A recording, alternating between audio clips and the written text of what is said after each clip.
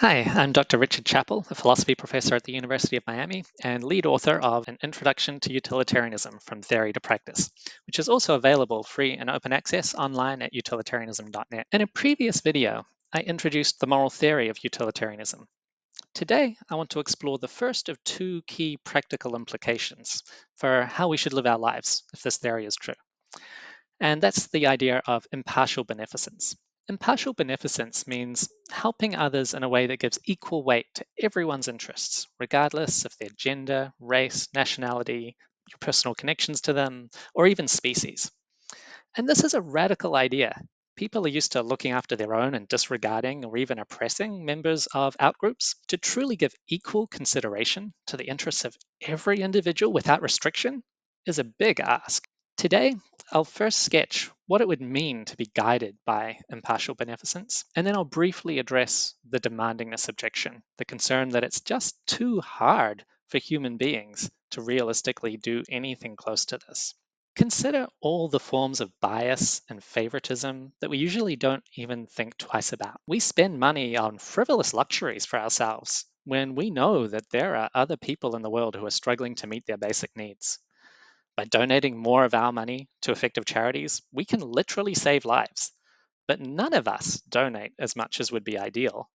It's hard to value strangers' lives as truly equal to our own. For another example, many of us consume animal products that were produced in ways that cause immense suffering to the non human animals involved. For example, a single serving of chicken has been estimated to correspond to 6 days of miserable life for the bird. Nobody would be willing to undergo so much suffering themselves just in exchange for a chicken sandwich. But if we can push the costs off onto another creature, then we're less bothered by it.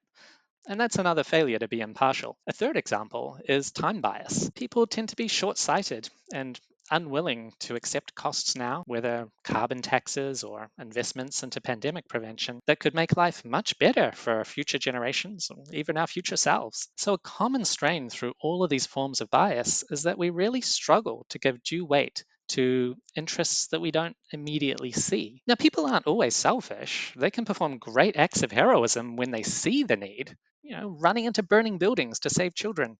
That's something that people do. But how many people donate $5,000 to save a child who they can't see on the other side of the world? It's harder to be impartial in the way that utilitarianism calls for. But if we agree with utilitarianism's theoretical claim that impartial beneficence is morally good, then we can at least try to do more impartial good than we otherwise would. We can step in the right direction. Nobody's perfect, but we can all do a little bit better. For a concrete example, many utilitarians recommend donating 10% of your income to effective charities. It's something that's very manageable.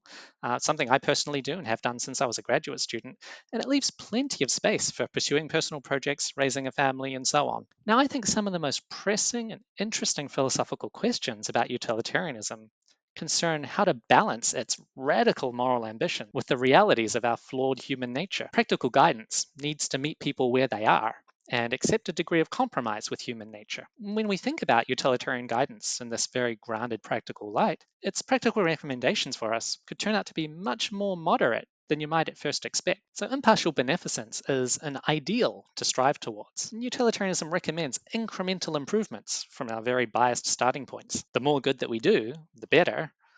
And thinking about impartiality can help to point us in the right direction. But there's not any expectation of moral perfection. So when people claim that utilitarianism is too demanding, I actually think they're confusing an appropriately demanding claim about what it would take to be morally ideal, which obviously none of us are, with a very different claim about whether anything less than perfection is thereby unacceptable or blameworthy.